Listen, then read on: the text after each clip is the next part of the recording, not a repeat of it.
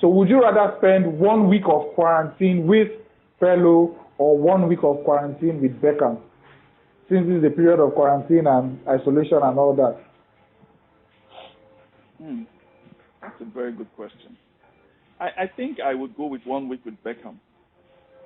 And I'll tell you why. Any reason? I'll tell you why. Good. I'll tell you why. And everything I have known about Perlo has been football. Yeah. Football. But there's a lot more with David Beckham. You know, Yeah, I saw true. the ad he did with, I've forgotten the name of this outfit now, with, what's this comedian now, Kevin Hart. You know, he was seeing David Beckham in a different light. I've seen a few people prank David Beckham. You know, James Corden, you know, has pranked him. And I've seen him on different shows and stuff. So there's more to him, especially now that I've seen him also prank his children. You get? So I feel there's a whole lot of vibe about him, even though, you know, he's also, and David Beckham is a true Englishman. Very, very chilled out too. You know, so I've seen a whole lot about him. And I think, I definitely would like to hang out with him to get to, you know, to know him. Sip some glass of wine, understand his kind of person. For Perlo, it will be a very serious talk. Did you see the UEFA Champions League commercial with Heineken? Did you see that? I mean. The guy came to deliver pizza, and as he opened and the he door, missed the goal. Did you see the look? That was classic. Look, man. Look, he didn't say a word. But see that commercial? But the expression. Favorite. I look forward to it all the time. That was classic Perlo. You understand? He's an enigma. And the fluidity with which he plays, you know, there's definitely, Perlo is way more talented than Beckham. I'll be honest about that. But Beckham is more like your type of person. Yes. I think you get that. He's more flamboyant. He's more out there. That's why he got kicked out of Manchester United anyway. Yeah. You know, Baba was feeling, this your celebrity level is getting too distracted. It's getting too much. Time to bounce, you know. So that I definitely will be a Beckham. Interesting one. I'm still on David Beckham. You know, I saw a quote from him. I think it was 2 or 3 weeks ago, where he was saying, back then when he was playing and doing the modeling and the ads and all that, you know, it wasn't seen as really a thing. But now, right now, players are beginning to long for stuff like that. Players are beginning to shape their lives around social media and stuff like that. So it's appreciated more. So he was just trying to bring in the contrast of the way people thought of it then and the way people appreciate it now, you know. That's why I feel ahead of his time. The truth is, and I think it has a lot to do with his personality, and by his personality, I mean Messi. Okay? Messi is amazing, but Messi does not have brand power. Exactly. Brands work with Messi because of his achievement, what he does on the field of play. You get that? And because they know he has a huge following, he's likable, people love him, then brands want to do a lot of stuff with him. But brands would rather work with Ronaldo because Ronaldo is your showman. And brands want you to flaunt what they put on you. Yeah, you understand? They want you to have that presence. If Messi walks into a place, he walks in as Messi. Have you seen Messi as Ballon d'Or? You'll be wondering, boy, and that thing is expensive that he's wearing. What he's wearing is very expensive, you know. But CR7, don't joke with CR7, man. To his hair, to everything, it is choreographed. And that's because he knows he's seen himself as this brand, and the way he puts it out there, the perspective he wants you to have of that brand, it's so important, and all of that is choreographed. And then there's something else too about Cristiano Ronaldo. You know, I heard over the last year he made more money outside football than he did in football. And then when you imagine his salary per week, you then imagine how much he's making outside, even from Instagram as well. Absolutely crazy stuff, and absolutely amazing what branding, you know, and putting yourself out there can do for you as a person, no matter your walk of life and all that. It's really amazing. That's true. Tade is saying CR7 highest number of followers on Instagram. CR7 has the highest number of followers on social media. On social media, period. Okay, which one Nigerian player would you want to win the Ballon d'Or, either past or present? Because no Nigerian player has won it before. But this is a no-brainer now. Definitely JJ. So good they named him twice. JJ. Yeah, because I feel he was cheated of, I think when he was in 1994, 95, when he won it, but it was given to Eto. And he went on to win the BBC African Football of the Year that time. Of the year, I don't know. The truth is, if you ever have an opportunity to sit with JJ is a sage. He is one of the most wisest. JJ, so because I worked with him at the 2019 AFCON, just this past year, we were together on set and the like, so we were in the same hotel. So we hung out in his room once a while. Of course, we had breakfast. So we basically even went shopping together, you know. Wow. And JJ, when you sit with JJ, you don't want to stand up.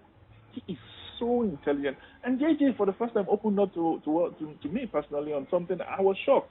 JJ said all through his playing days, he never had a manager.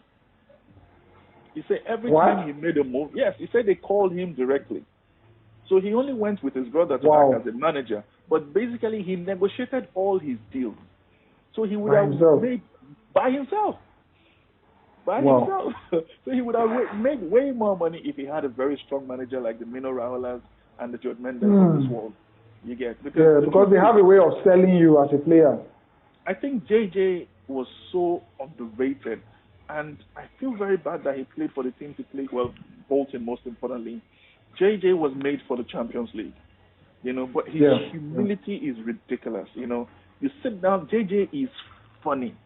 He's the most funniest human being ever, you know. And I feel that on the African scene, that's why CAF, FIFA do not joke with him. You understand? They actually wanted to sign him up for a few years as an ambassador, so he goes around and everything. But he felt that would more or less tie him down. He would rather, you know what, let's talk, we'll discuss. You know, you pay me what I need to do, I'll go do what I need to do. So I have other businesses to do. But I think any day, any time, please, JJ. Anthony Yeboah said JJ made most Africans and black walk with their head held high in Germany. When JJ got into Germany, JJ said it was when he got to Germany he realized that he was black. You understand? Because of the level of racism. And he said the only way he's going to pay these people back in their own coin was to dribble the hell out of them. And JJ dribbled them. I can remember that goal. JJ dribbled the hell out of them. He was such a great talent, you could not miss him, you know. So because of that, you know, people started giving black players and Africans the respect, you know, that they deserved. And what most people don't understand is anywhere in the world, Africans changed the game for a lot of leagues in the world, and that includes the. We do. One stadium in world football you'd like to watch a game? Look, man, it's not just one. It's actually two. One of it is the Camp Nou. It's the Camp Nou because I don't understand how a stadium can be that massive. It does not make any sense to me, you know. And you know what I want? I want to see the game just behind the dugout. I want to see the game just behind the dugout, and I also want to see the game at the very apex of the stadium, because whoever is sitting at that top there will be seeing the players like ants. It's ridiculous. When I see pictures, like a bird's eye view. I have goosebumps when I see. Do you understand? I have goosebumps when I see pictures, and it's crazy, you know. And the other part will be the Maracanã Stadium in Brazil.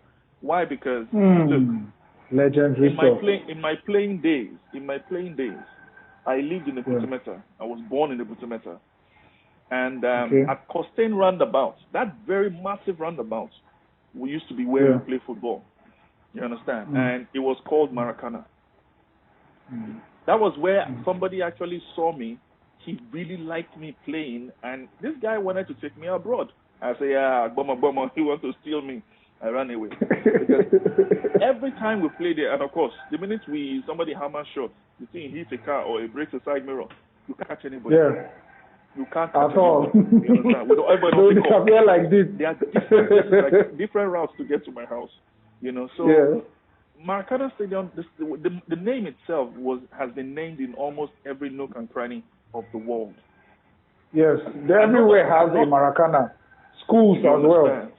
Do you understand? Yes. So it was such a big deal for me, and I don't know if it will be something I would achieve in my lifetime, but if the opportunity avails itself, I think I would definitely like to see the Maracana Stadium. And one more thing, I'd also like to experience a game in Turkey, because I have heard so much about the atmosphere.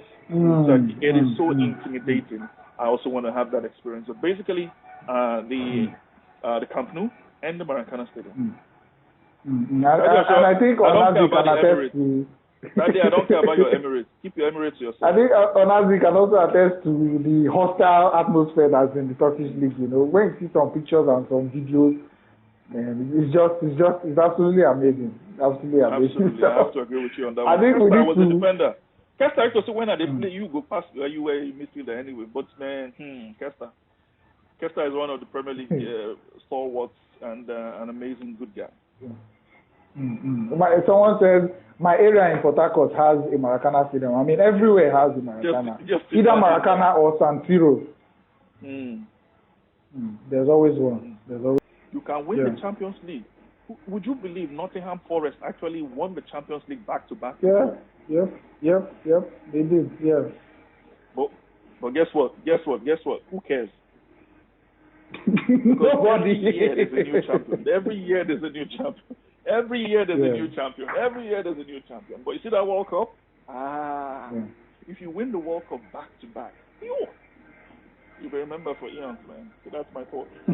Onazi has all right. So what is it to talk to Onazi? Disturbing with give away now. I don't understand. Onazi, you're supposed to drop something. Anyway, drop something for your boy.